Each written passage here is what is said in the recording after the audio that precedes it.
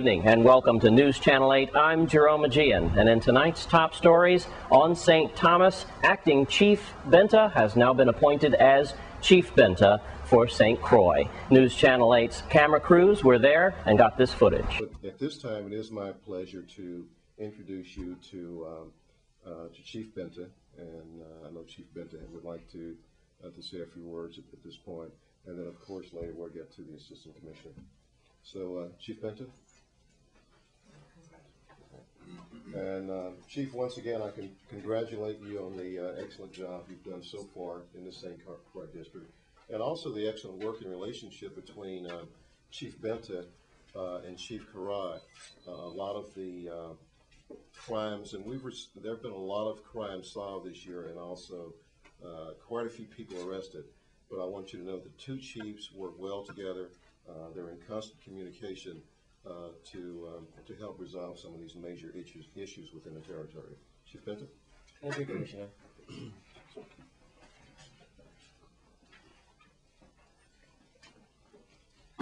Good day to the members of the press and the members of the community who are listening and viewing this. First, I want to jump to a new transaction of information that we've obtained in some of the neighborhoods and some of the reasons why we are implementing certain acts. Over the years and over the months, we've had individuals who found themselves at a bay where they became victims of circumstances based on our neighborhood wars amongst individuals. And one of the things that we are now looking at and being mindful that when I did implement this some time ago, it created some concerns for some people. Reckless endangerment in the first degree is a charge that we're adding to anyone who is involved in a crime of violence in the neighborhood, most so in firing shots in many directions, where these shots travel hundreds of miles or hundreds of feet and still have the capacity to kill, even though the intention may not have been for an individual who is in their private home. And I've been saying this for a while. That charge carries at least no more than 5 years in jail.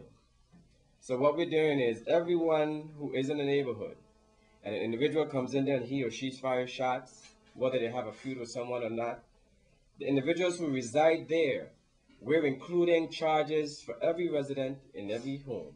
If there's 5 in the home and a person is arrested for that charge or heinous act, they will be charged with reckless endangerment in the first degree, 5 individual time for each person in the home. So as you count how many people live in a housing community, we're charging them within a scope or range of the home, how many apartments are in that area, and making sure that those charges are applicable to the amount of people in the residence. Let's talk about the children who are running up and down in the neighborhood. They themselves find themselves in another situation where we had in the Lorraine village a few weeks ago, where an individual was murdered as he and his friends were outside by individuals who came in and began to fire a shot at random. Individuals ran all through the neighborhood, including children. We had one who was a 13-year-old who was shot, and thank God that the feud stayed amongst whoever it was, and of course, sadly, someone died, but it could have been worse. But charges are coming in those directions for everyone who was in an apartment. Most recently, in arguing this fact where someone thought it was a little stringent, an individual here in St. Thomas, as I understand, was sitting in his home, had nothing to do with what was going on outside of his doors, subsequently was fatally wounded as a result of individuals who were outside with their own altercation, and that man is dead today. We're all pleased that Chief Benta has now been appointed, and one of the things he discussed during his ceremony was the school initiatives. News Channel 8's camera crews caught this footage. We're going to move towards the students in our schools and some of the other stuff that we're doing with them. We are bringing an officer on board to work with the administration of the school, not taken away from the school security and the juvenile bureau. What that individual is going to do is he's going to maintain contact with the administration of the schools, and his responsibility would be to keep this office informed of who our problem children are and what steps were taken to correct certain measures. The truancy officer is one thing that's really required in the territory, but it has been dormant for some time. So the police department is going to lead. We're going to start it. However, we know the appropriate agencies will then take over eventually. Human services. When these children are picked up, whether in the residential area or in school, human service in partnership with the police department will come forward and assist. And I'll tell you how far we're going to go with it. Once that student or child is picked up, human services will be called in. We are going to do physical inspections of the homes. The parents are also going to have to present themselves at the police station, because we find that a lot of the parents apparently condone these acts when their children get in a situation and it's a repeated offense constantly with the same set of students.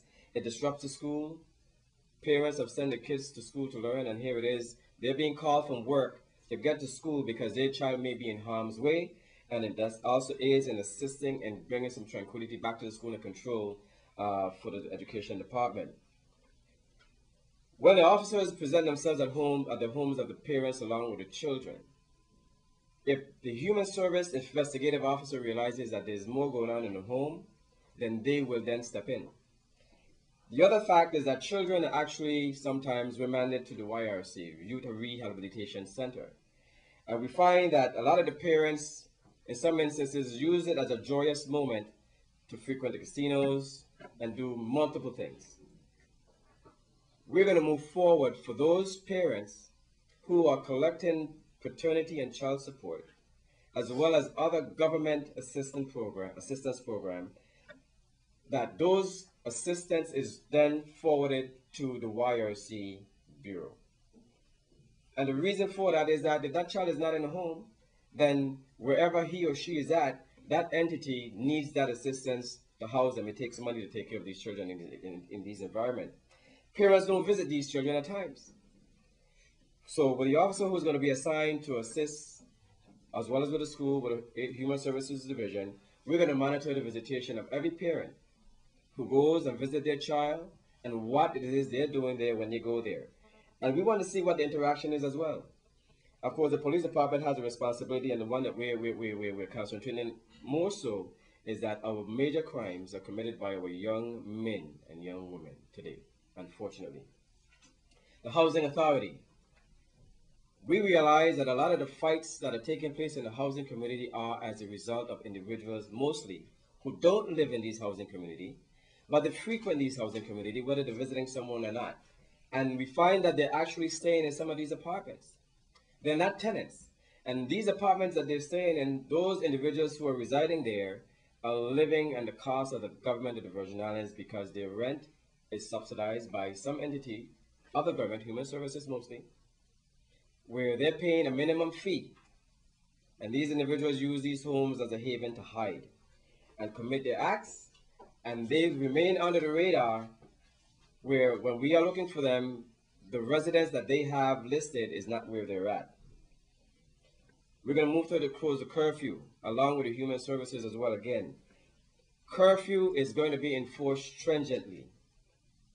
If you're a parent and your child is not home when they're supposed to be, don't wait to call 911 in the morning when you don't see them because they're not at home. If they're not there by the time they're supposed to, then you start taking action. Let us know. If you don't, you yourself as a parent may find yourself subjected to charges for parental neglect. We have another situation where students will leave school. Some are working legitimately, of course. However, there are a lot who leave the school during the day and they're out on the streets doing other things unknowing to the parents. They're going to be picked up. However, if your child is working and you know that, I'm going to urge the parents, you have a 2 weeks grace to come into the police department and give us your child's name and information. That child must be present as well, but we're going to have some IDs issued so that we can know who your child is when the officer approaches them, so that they will not be picked up. However, if your child is picked up and they don't have the necessary ID or documents indicating that they are out of school for a particular reason, we're coming to the parents, we're taking them to the school. Mostly the school don't really know the kids are out of school, so parents and the administrator of whatever school they're attending will be involved in this, and we will bring this to immediate halt. Also at the ceremony, Chief Currard discussed many of his initiatives for St. Thomas. We'll show you that footage on Monday. Stay with us on News Channel 8. We have more news after this break.